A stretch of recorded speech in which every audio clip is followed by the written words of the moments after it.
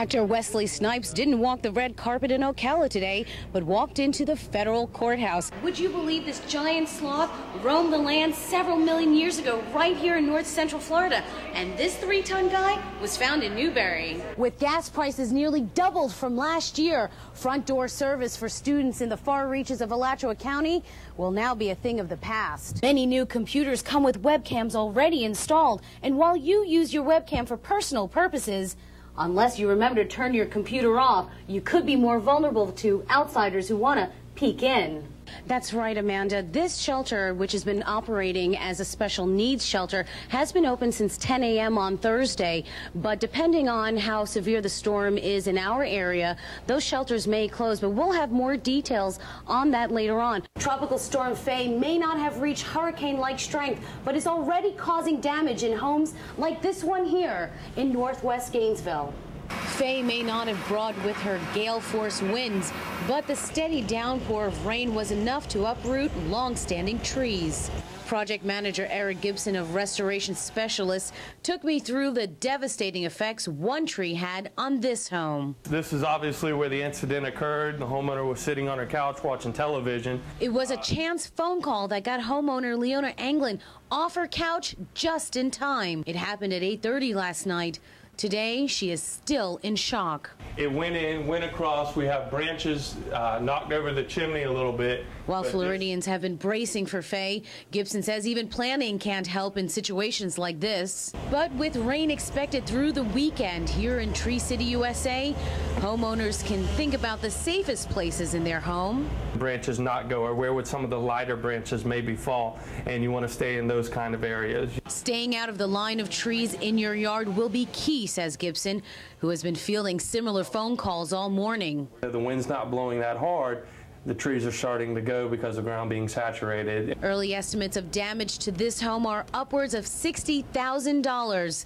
But the phone call that took her away from the falling tree, priceless. It only took moments for the oak tree to come down. Now it will take crews hours to clean up all the limbs.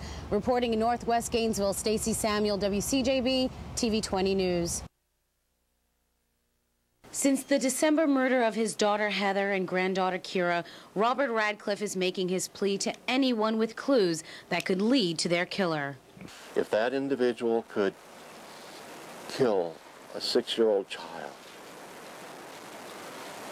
and a woman, 28,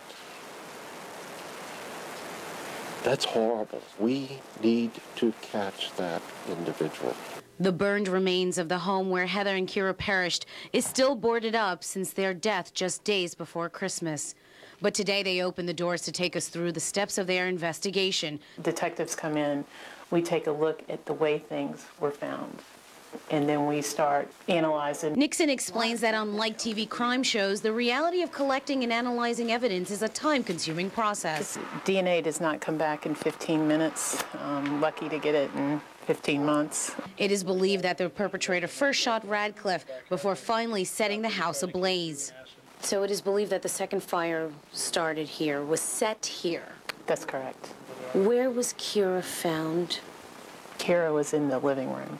Now to move forward, police need more details. Truth of the matter is, it's very basic investigation. All we need is for people to talk. Bottom line, that's it. For a father who lost his child, tips, he says, will not bring them back, but it may bring justice.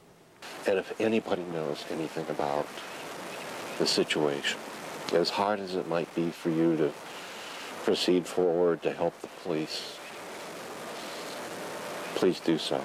The internet lets you view the world, but did you know someone could be looking back even without you knowing? That's what happened to Maricel Garcia when she was visiting friends here in Gainesville. I would never have even imagined this was possible. When her laptop was on the fritz, friends recommended a local University of Florida business student who they said is good at fixing computers. What Garcia didn't know was that her computer would have unexpected added software, Webcam Spy Hacker. But you have to give it to somebody that you trust and you know is going to do the right thing. Garcia, who is from South Florida, says that intimate images of her made it around the world. There were pictures of me both dressed, undressed, partially nude, and as well for my boyfriend. Last week, Gainesville Police Department arrested 23-year-old Craig Fagan on charges of installing software he'd created onto Garcia's computer. He's been charged with modifying computer data, which is a felony. What's happening with your laptop? It wasn't until Garcia noticed that her laptop was running slower than usual that she took it in to be serviced once again,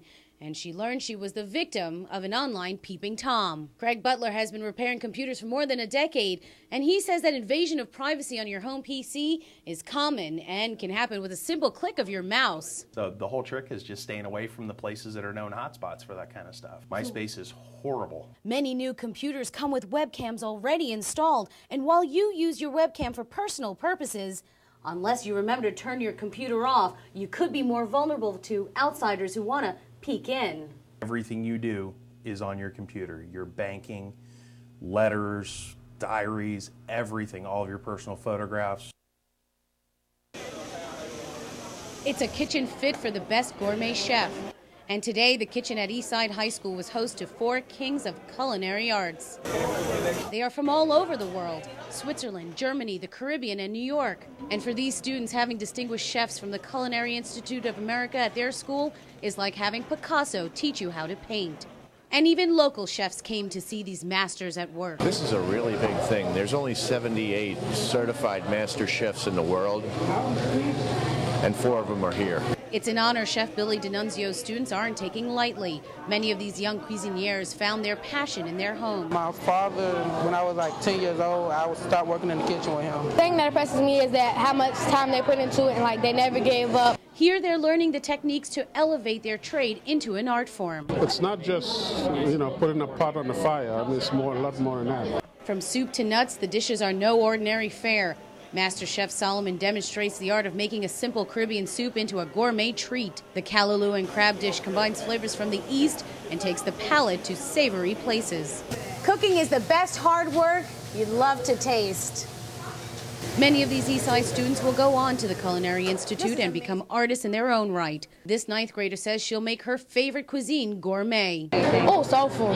You can take any comfort food and you can make it more interesting. Stacey Samuel, WCJB TV 20 News.